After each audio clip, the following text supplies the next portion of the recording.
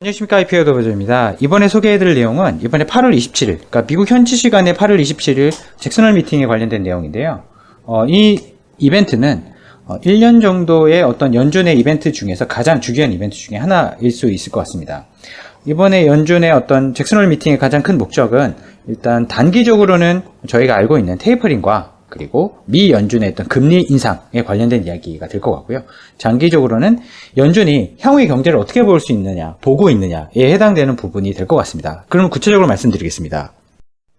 첫 번째로 테이퍼링과 금리를 인상하는 것을 이번에 파월 의장은 강력하게 분리해서 얘기를 했습니다.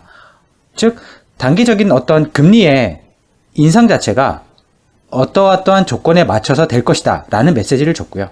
그리고 그런 부분 때문에 모든 듀레이션, 그러니까 채권의 어떤 가중평균 만기 기준의 듀레이션 기준으로 본다 하더라도 대부분의 채권 가격이 반등이 나왔습니다. 즉 금리 인상에 대한 두려움이 이제 더 이상 크지 않다라고 이제 시장은 받아들인 것 같고요. 단기적으로 봤을 때는 금리가 안정되고 장기적으로 봤을 때는 어떤 물가의 안정을 포커스에 두고 있다라고 얘기를 했습니다. 그리고 투자 측면에서 보게 되면 주식 시장의 어떤 스타일 측면에서 보게 되면 중소형주가 강세가 있었고요. 가치주와 성장주는 가격 차별화 크게 나타나지는 않았습니다. 그리고 전반적인 캐피탈 마켓 자본 시장의 어떤 위험, 인플레이션에 관련된 이야기는 위험 통화가 강세를 보였고요. 대부분의 커머디티, 그러니까 상품 자원 자체가 강세를 보였습니다. 그럼 구체적으로 채권 자산 입장에서 한번 리뷰를 한번 해보겠습니다. SHY는 5년 미만의 미국 국채, 특히 1년, 3년 위주로 구성되어 있고요. 그리고 IF 같은 경우는 10년 미만, 그 TLT 같은 경우는 30년 미만의 미국 재무부 국채 포트폴리오로 구성되어 있습니다. 즉, 이런 이제 단기, 그리고 중기, 그리고 장기 측면에서의 이 세 가지 채권의 어떤 연간 수익률은 보시게 되면 마이너스 8%, 그리고 마이너스 3%, 그리고 거의 보합 정도의 수익률을 기대하고 구성하고 있는데요. 어제 이제 8월 27일 날 기준으로 연준 잭슨홀 미팅이 코멘트가 나오면서부터 모든 채권에 다 반등이 일어났었는데 빠진 만큼 반등이 일어나는 형태로 나타났습니다. 즉 미국 10년물 같은 경우는 0.3%, 그리고 미국 30년물 같은 경우는 0.6%에서 7% 사이에 반등이 나왔습니다. 즉 채권 시장에서의 어떤 리스크 에피타이트, 즉 위험에 대한 어떤 부담, 금리 인상에 대한 부담, 이런 것들이 꽤 많이 사라졌다라고 볼 수 있을 것 같습니다. 두 번째로 위험 자산 중에 하나인 주식의 스타일 측면에서의 어떤 코멘트를 드리고자 합니다. 결론적으로 말씀드렸을 때 어제는 특히 미 연준이 코멘트를 했을 때는 SPYV, 즉 가치주냐, SPYG 그로스, 성장주냐의 이슈는 아니었던 것 같습니다. 최근 1년 기준으로 보시게 되면 거의 수익률 차별화가 일어나지 않고 있고요. 그리고 최근에 실제 금리가 인상될 것이다 라는 부담과 함께 성장주가 가격이 지지부진해졌다가 금리가 올리기 어려운 국면에 델타 변이가 발생했다라는 부분과 함께 사실은 주가가 꽤 좋게 그로스 스탁들이 나타났습니다. 하지만 어제 시장에서 가장 큰 시그널은 보시는 것처럼 미국 S&P 500, 나스닥, 그리고 러셀 2000, 즉 중소형주의 강세가 뚜렷하게 나타난 것이 사실 스타일 측면에서 가장 분명한 부분이었습니다. 사실은 밸류냐 그로스냐 이슈보다는 스타일의 이슈 중에서는 중소형주냐 대형주냐, 중형주냐 대형주냐, 소형주냐 이런 부분에 있어서 훨씬 더 큰 차별화가 나타났다고 볼 수 있을 것 같습니다. 즉 위험 선호에 있어서 마치 채권 시장처럼 부담이 좀 없어졌다라는 형태로 사실 가격이 반등이 나타났습니다.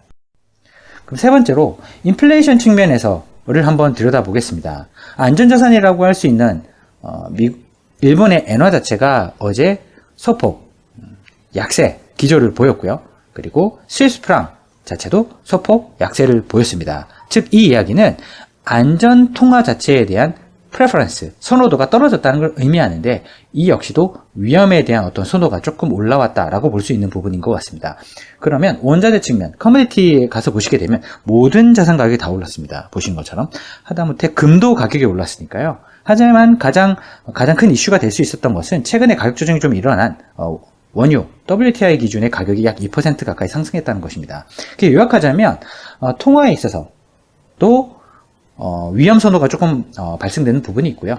원자재 측면에서의 위험 선호가 발생하긴 했지만 금보다 오히려 유가가 더 오른다던가 구리가 더 오른다던가 이런 형태로 좀 나타났다라는 부분은 어제 미 연준의 잭슨홀 미팅이 어떤 결과를 가져다 줄지에 대해서 간략하게 저희가 임플리케이션을 얻을 수 있는 부분인 것 같습니다.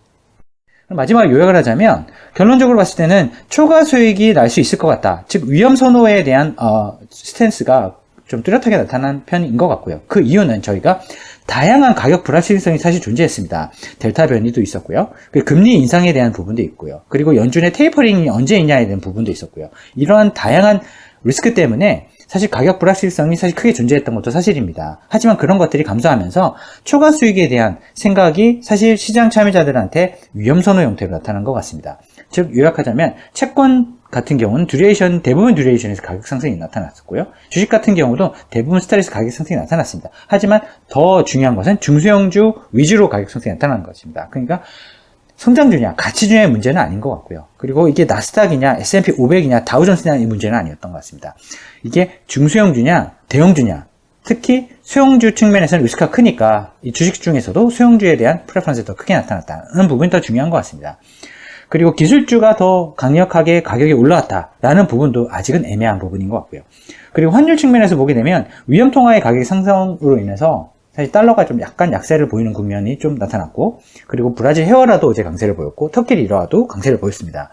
그리고 상품, 커머디티 측면에서는 대부분 자원 가격이 상승이 보였는데, 유가와 구리 같은 자원 같은 경우가 더 조금 높은 상승도를 보였습니다. 따라서 저희는 결론적으로 글로벌 에셋에 있어서는 리스크가 어느 정도 온되는 국면으로 이제 돌아갈 수도 있겠다라는 시그널이 어제 시장에 좀 나타났다라고 보고 있고, 실제 자산 배분 포트폴리오 구성함에 있어서도 저희가 그동안은 유동성을 활용해서 특정 자산을 편입하는 것보다 유동성을 잘 활용해서 리스크를 어느 정도 줄이고 시장 위험에 대해서 대처하는 형태로 저희가 포트폴리오 구성을 했다고 한다면, 실질적으로 위험 선호가 나타나면서 초과 수익을 얻을 수 있는 부분에 대한 시장의 컨센서스가 이루어지는 국면쯤에는 실제 저희가 포트폴리오의 레이팅을 조금 높여서 수익을 낼 수 있는 방향으로 지금 저희가 딜리버리 하고자 합니다.